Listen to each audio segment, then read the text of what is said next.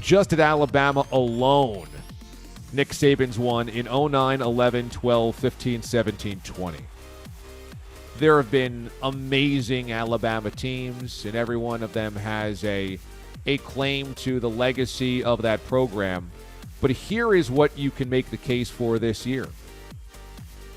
Bama's never played a 10-game SEC schedule.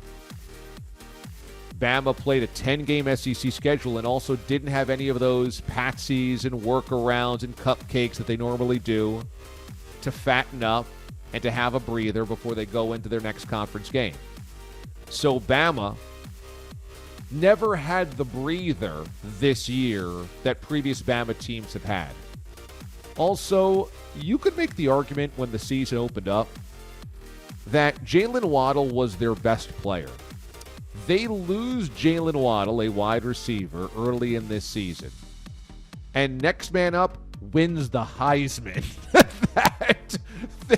They hypothetically had the Heisman Trophy winner on the roster, and he got injured, so another guy won the Heisman. And not to be outdone, but Mac Jones, their quarterback, came in second place in the Heisman as well. So Alabama hypothetically had what? Or no, they had Mac Jones came in third. They hypothetically had 3 of the 4 or 5 best players in football this year.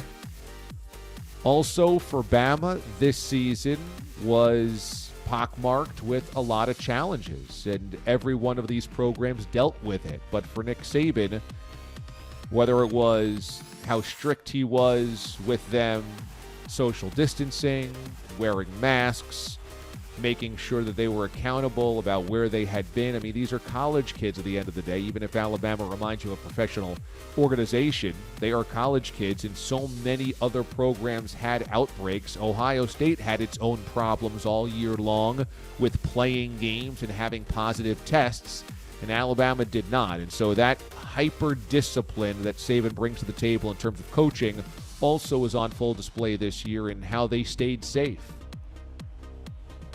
So I do think you could make the argument that because of the schedule, because of the circumstance, because of the scenario, and because of still how dominant Alabama was, that this is Nick Saban's greatest coaching job ever. I would also say, though, it's hard to put your finger on just how great Saban's coaching job is year to year to year. They're all great, and he is the greatest college football coach of all time.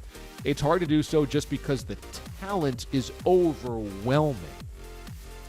I mean, last night, Devontae Smith essentially sets every bowl or national championship game record in the first half. In the first half. You know, for Alabama, you lose one great quarterback and you just plug the next one in Mac Jones. You have Derrick Henry and Mark Ingram in recent years to win national championships, and now you have Najee Harris.